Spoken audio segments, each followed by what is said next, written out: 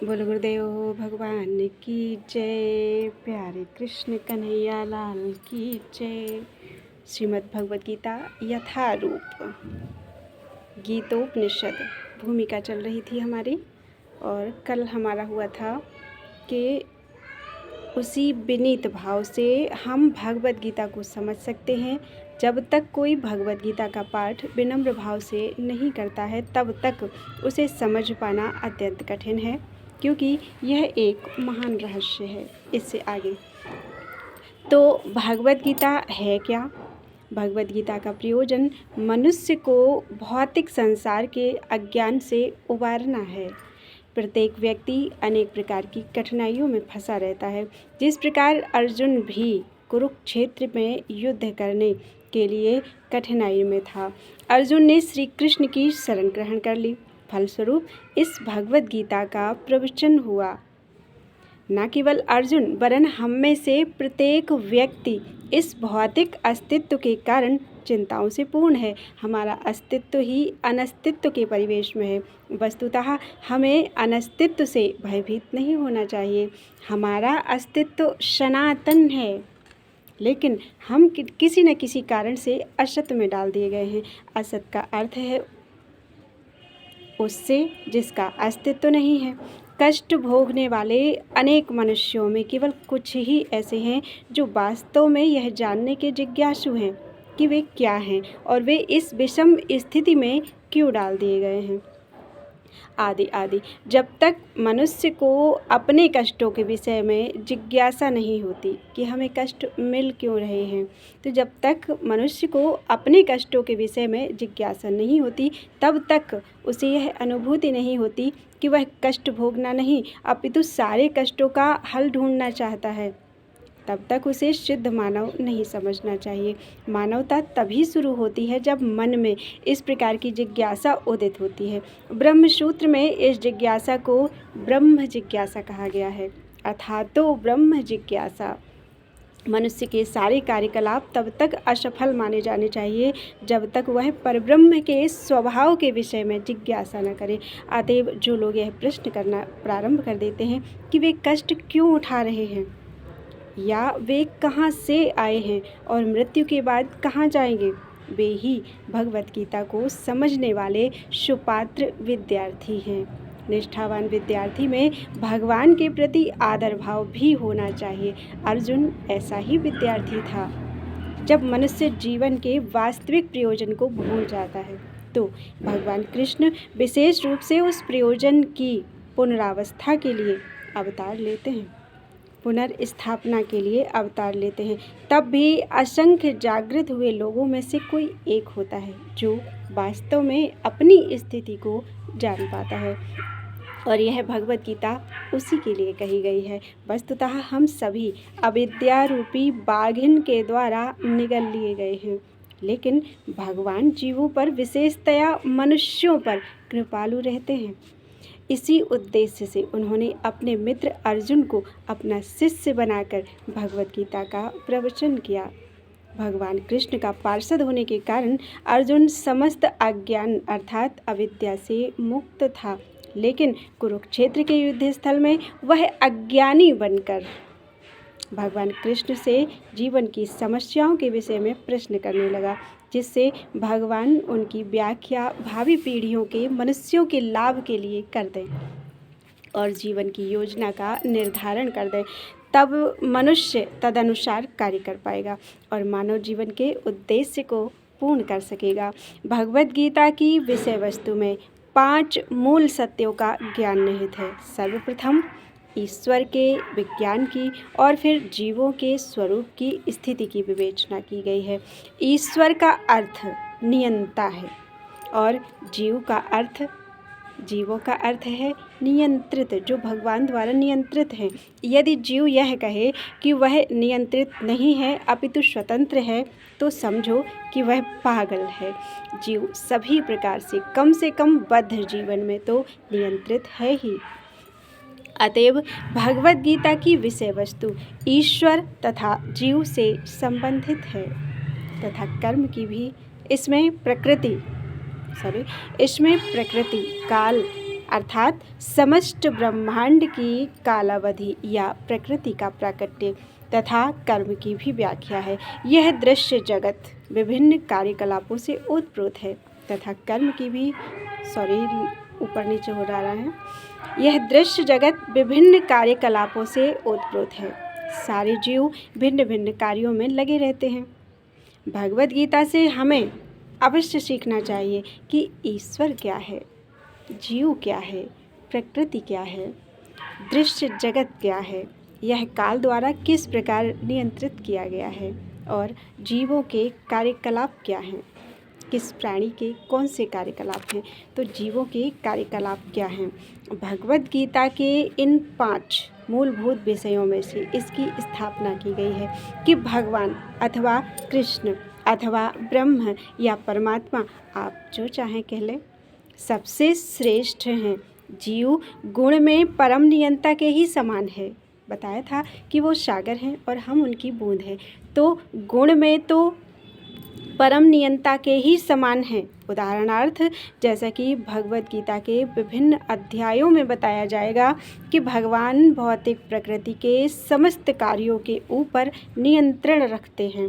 भौतिक प्रकृति स्वतंत्र नहीं है, वह परमेश्वर की अध्यक्षता में कार्य करती है। जैसा कि भगवान कृष्ण कहते हैं, मयाध्यक्षेण प्रकृति श्रूयते सचराचरम। भौतिक प्रकृति मेरी अध्यक्षता में कार्य करती है। जब हम दृश्य जगत में विचित्र विचित्र बातें घटते हुए देखते हैं तो हमें यह जानना चाहिए कि इस जगत के पीछे नियंता का हाथ है। बिना नियंत्रण के कुछ भी हो पाना संभव नहीं है। नियंता को ना मानना बचपना होगा। उदाहरणार्थ एक बालक सोच सकता है कि स्वतोचालित यान विचित्र होता है क्योंकि यह बिना घोड़े के या बिना खींचने वाले पशु से चलता है, किंतु अभिज्ञ व्यक्ति स्वतोचालित यान की अभियांत्रिक व्यवस्था से परिचित होता है। वह सदैव जानता है कि इस यंत्र के पीछे एक व्यक्ति, एक चालक होता है। इसी प्रकार परमेश्वर वह चालक हैं जिसके निर्देशन में सब कुछ चल रहा है। भगवान ने जीवों को अपने अंश रूप में स्वीकार किया है। जैसा कि हम अगले अध्याय में देखेंगे कि सोने का एक कण भी सोना ही तो है। गोल्ड जिसे कहेंगे तो गोल्ड का एक कण भी है तो वो गोल्ड ही तो है। समुद्र के जल की बूंद भी खारी होती है, जैसा समंदर वैसी उसकी बूंद। इसी प्रकार हम जीव भी परम नियंता ईश्वर या भगवान श्री कृष्ण के अंश होते हैं और अंश होने के कारण सूक्ष्म मात्रा में परमेश्वर के सभी गुणों से हम युक्त होते हैं। सभी गुण हमारे अंदर भगवान के होते हैं क्योंकि हम सूक्ष्म ईश्वर या अधीनस्थ ईश्वर हैं। हम प्रकृति पर नियंत्रण करने का प्रयास कर रहे हैं और इस समय हम अंतरिक्ष या ग्रहों को वश में करना चाहते हैं और हम में नियंत्रण रखने की यह प्रवृत्ति इसीलिए है क्योंकि यह कृष्ण में भी है। यद्यपि हम में प्रकृति पर प्रभुत्व जमाने की प्रवृत्ति होती है, लेकिन हमें यह जानना चाहिए कि हम परम नियंता नहीं हैं, हम सागर नहीं हैं, हम उसकी एक बूंद हैं। इसकी व्याख्या भगवद गीता में की गई है। भौतिक प्रकृति क्या है? गीता में इसकी भी व्याख्या अपरा प्रकृति के रूप में हुई है। जीव को परा प्रकृति अर्थात उत्कृष्ट प्रकृति कहा गया है। प्रकृति चाहे परा हो अथवा अपरा, सदैव नियंत्रण में रहती है। प्रकृति स्त्री स्वरूपा है और वह भगवान उसी प्रकार नियंत्रित होती है, वह भगवान द्वारा उसी प्रकार नियंत्रित होती है जिस प्रकार पत्नी अपने पति के द्वारा। प्रकृति सदैव अधीन रहती है, उस पर भगवान का प्रभुत्व रहता है क्योंकि भगवान ही अध्यक्ष है। जीव तथा भौतिक प्रकृति दोनों ही परमेश्वर द्वारा अधिशासित एवं नियंत्रित होते हैं। गीता के अनुसार यद्यपि सारे जीव परमेश्वर के ही अंश हैं, लेकिन वे प्रकृति के माने जाते हैं। इसका उल्लेख भगवद गीता के 7वें अध्याय में हुआ है। अप्रेयमित तस्त्वन्याम, यह भौतिक प्रकृति मेरी अपरा शक्ति है। प्रकृतिम विद्धि में पराम जीव भूताम महाबाहो यदम धार्यते जगत। लेकिन इससे भी परे दूसरी प्रकृति है, अर्थात जीव भूतम, अर्थात जीव है। प्रकृति 3 गुणों से निर्मित है, सतोगुण, रजोगुण, तमोगुण। इन गुणों के ऊपर नित्य काल है। इन गुणों तथा नित्य काल के संयोग से अनेक कार्यकलाप होते हैं जो कर्म कहलाते हैं। ये कार्यकलाप अनादिकाल से चले आ रहे हैं और हम सभी अपने कार्यकलापों अर्थात अपने कर्मों के फलस्वरूप सुख या दुख भोग रहे हैं। उदाहरणार्थ मान ले कि मैं व्यापारी हूँ और मैंने बुद्धि के बल पर कठोर श्रम किया है और बहुत संपत्ति संचित कर ली है, तब मैं संपत्ति के सुख का भोगता हूँ। किंतु यदि मान लें कि व्यापार में मेरा सब धन जाता रहा तो मैं दुख का भोगता हूँ। इसी प्रकार जीवन के प्रत्येक क्षेत्र में हम अपने कर्मों के फल का सुख भोगते हैं अथवा उसका कष्ट उठाते हैं। यह कर्म कहलाता है। ईश्वर, जीव, प्रकृति, काल तथा कर्म, इन सब की व्याख्या भगवद गीता में हुई है। इन पांचों में से ईश्वर, जीव, प्रकृति तथा काल शाश्वत हैं। प्रकृति की अभिव्यक्ति अस्थायी हो सकती है परंतु यह मिथ्या नहीं है। कोई दार्शनिक कहते हैं कि प्रकृति की अभिव्यक्ति मिथ्या है, लेकिन भगवद गीता या वैष्णवों के दर्शन के अनुसार ऐसा नहीं है। जगत की अभिव्यक्ति को मिथ्या नहीं माना जाता, इसे वास्तविक किंतु अस्थायी माना जाता है। यह उस बादल के सदृश है जो आकाश में घूमता रहता है या वर्षा ऋतु के आगमन के समान है, जो अन्न का पोषण करती है। ज्यों ही वर्षा ऋतु समाप्त हो जाती है और बादल चले जाते हैं, त्यों ही वर्षा द्वारा पोषित सारी फसल सूख जाती है। इसी प्रकार यह भौतिक अभिव्यक्ति भी किसी समय में किसी स्थान पर होती है, कुछ काल तक ठहरती है और फिर लुप्त हो जाती है। प्रकृति इस रूप में कार्यशील है, लेकिन यह चक्र निरंतर चलता रहता है। इसीलिए प्रकृति शाश्वत है, मिथ्या नहीं है। भगवान इसे मेरी प्रकृति कहते हैं। यह भौतिक प्रकृति अर्थात अपरा प्रकृति परमेश्वर की भिन्ना शक्ति है। इसी प्रकार जीव भी परमेश्वर की शक्ति है, किंतु वे विलग नहीं, अपितु भगवान से नित्य संबंध है। इस तरह भगवान, जीव, प्रकृति तथा काल ये सब परस्पर संबद्ध हैं। यह सभी शाश्वत हैं, लेकिन कर्म शाश्वत नहीं है। हाँ, कर्म के फल अत्यंत पुरातन हो सकते हैं। हम अनादिकाल से अपने शुभ अशुभ कर्म फलों को भोग रहे हैं, किंतु साथ ही हम अपने कर्मों के फल को बदल भी सकते हैं और यह परिवर्तन हमारे ज्ञान की पूर्णता पर निर्भर करता है। हम विविध प्रकार के कर्मों में व्यस्त रहते हैं। निसंदेह हम यह नहीं जानते कि किस प्रकार के कर्म करने से हम कर्म फल से मुक्ति प्राप्त कर सकते हैं, लेकिन भगवद गीता में इसका भी वर्णन हुआ है। ईश्वर अर्थात परम ईश्वर परम चेतना स्वरूप है। जीव भी ईश्वर का अंश होने के कारण चेतन है। जीव तथा भौतिक प्रकृति दोनों को प्रकृति बताया गया है, अर्थात वे परमेश्वर की शक्ति हैं, किंतु इन दोनों में से केवल जीव चेतन है, दूसरी प्रकृति चेतन नहीं है। यही अंतर है। इसीलिए जीव प्रकृति परा या उत्कृष्ट कहलाती है, किंतु क्योंकि जीव भगवान जैसी चेतना से युक्त है, लेकिन भगवान की चेतना परम है और किसी को यह नहीं कहना चाहिए कि जीव भी परम चेतन है। जीव कभी भी, यहाँ तक कि अपनी सिद्ध अवस्था में भी परम चेतन नहीं हो सकता और यह सिद्धांत भ्रामक है कि जीव परम चेतन हो सकता है। वह चेतन तो है, लेकिन पूर्ण या परम चेतन नहीं है। जीव तथा ईश्वर का अंतर भगवद गीता के 13वें अध्याय में बताया गया है कि ईश्वर क्षेत्रज्ञ या चेतन है, जैसा कि जीव भी है, लेकिन जीव केवल अपने शरीर के प्रति सचेत रहता है, जबकि भगवान समस्त शरीरों के प्रति सचेत रहते हैं, चूँकि वे प्रत्येक जीव के हृदय में वास करते हैं। अतएव वे जीव विशेष की मानसिक गतिशीलता से परिचित रहते हैं। हमें यह नहीं भूलना चाहिए। यह भी बताया गया है कि परमात्मा प्रत्येक जीव के हृदय में ईश्वर या नियंता के रूप में वास करते हैं और जैसा जीव चाहता है वैसा करने के लिए जीव को निर्देशित भी करते रहते हैं।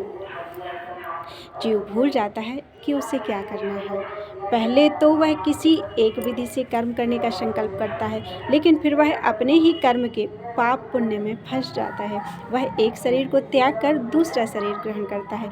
जिस प्रकार हम वस्त्र उतारते और पहनते रहते हैं, चूँकि इस प्रकार आत्मा देहांतरण कर जाता है, अतः उसे अपने विगत पूर्वकृत कर्मों का फल भोगना पड़ता है। ये कार्यकलाप तभी बदल सकते हैं जब जीव सतोगुण में स्थित हो और यह समझे कि उसे कौन से कर्म करने चाहिए। यदि वह ऐसा करता है तो उसके विगत अर्थात पूर्वकृत कर्मों के सारे फल बदल जाते हैं। फलस्वरूप कर्म शाश्वत नहीं है।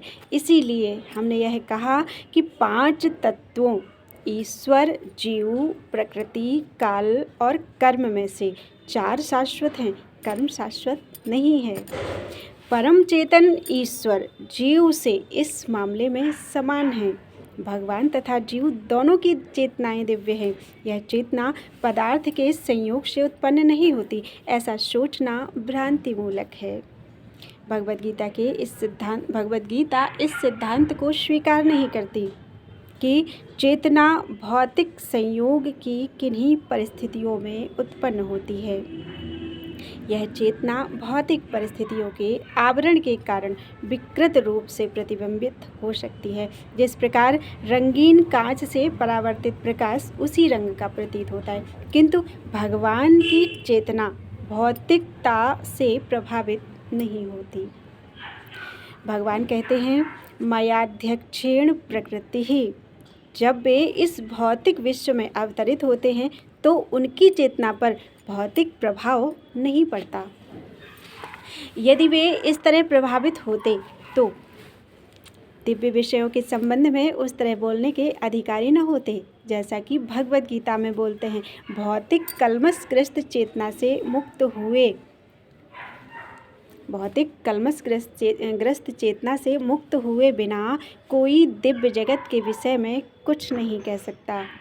अतः भगवान भौतिक दृष्टि से कलुषित अर्थात दूषित नहीं होते हैं। भगवद गीता तो शिक्षा देती है कि हमें इस कलुषित चेतना को शुद्ध करना है। शुद्ध चेतना होने पर हमारे सारे कर्म ईश्वर की इच्छा अनुसार होंगे और इससे हम सुखी हो सकेंगे। परंतु इसका अर्थ यह भी नहीं है कि हमें अपने सारे कार्य बंद कर देने चाहिए, बिल्कुल नहीं, अपितु हमें अपने कर्मों को शुद्ध करना चाहिए और शुद्ध कर्म भक्ति कहलाते हैं। भक्ति में कर्म सामान्य कर्म प्रतीत होते हैं, किंतु वे कलुषित नहीं होते। एक अज्ञानी भक्त को सामान्य व्यक्ति की भांति कर्म करते देखता है, किंतु ऐसा मूर्ख यह नहीं समझता कि भक्त या भगवान के कर्म अशुद्ध चेतना या पदार्थ से कलुषित नहीं होते, वे त्रिगुणातीत होते हैं।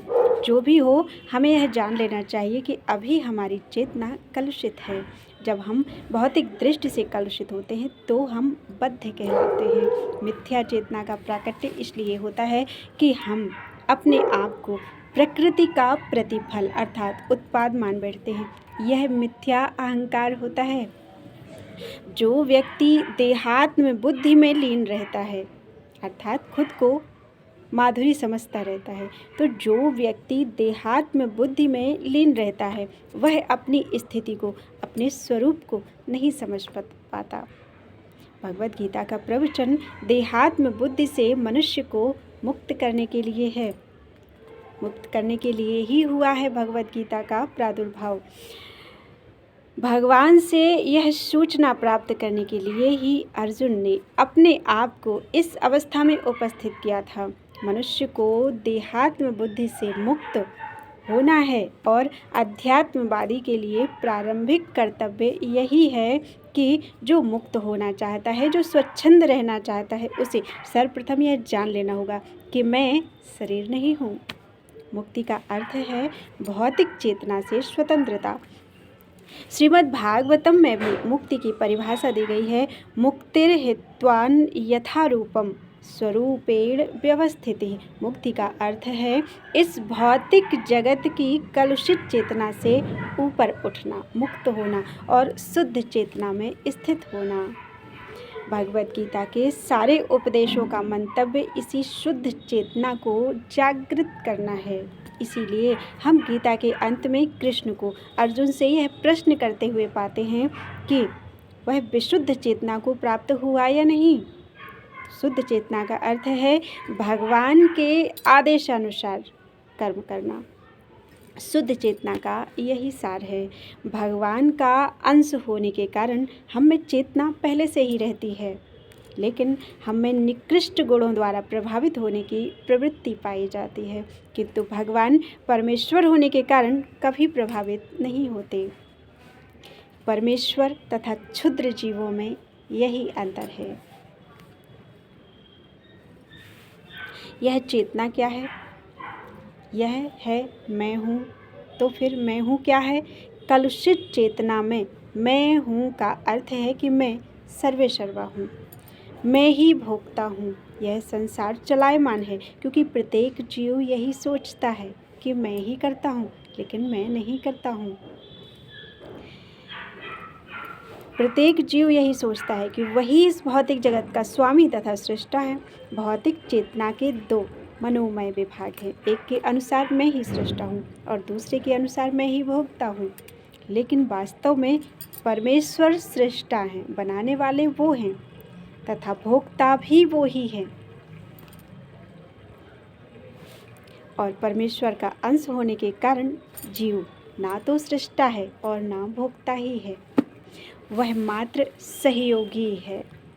वह सृजित करता है, निमित्त मात्र है। वह सृजित तथा भुक्त है, भगवान के द्वारा इस्तेमाल होता है।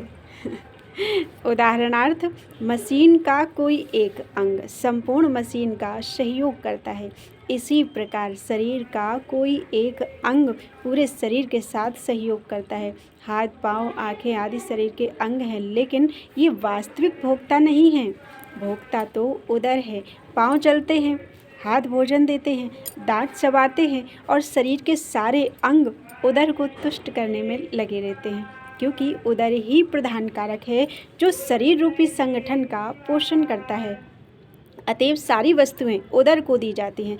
जड़ को सींचकर वृक्ष का पोषण किया जाता है और उदर का भरण करके शरीर का पोषण किया जाता है, क्योंकि यदि शरीर को स्वस्थ रखना है तो उस शरीर के अंगों को उदर पूर्ति में सहयोग देना होगा। इसी प्रकार परमेश्वर ही भोक्ता तथा सृष्टा हैं और उनके अधीनस्थ हम उन्हें प्रसन्न रखने के निमित्त सहयोग करने के लिए हैं। इस सहयोग में हमें लाभ पहुंचता है, ठीक वैसे ही जैसे उदर द्वारा गृहीत भोजन से सारे अंगों को लाभ पहुंचता है। यदि हाथ की अंगुलियां यह सोचें कि वे उदर को भोजन ना देकर स्वयं ग्रहण कर लें, तो उन्हें निराश होना पड़ेगा। सृजन तथा भोग के केंद्र बिंदु परमेश्वर हैं और सारे जीव उनके सहयोगी हैं। सहयोग के कारण ही वे भोग करते हैं।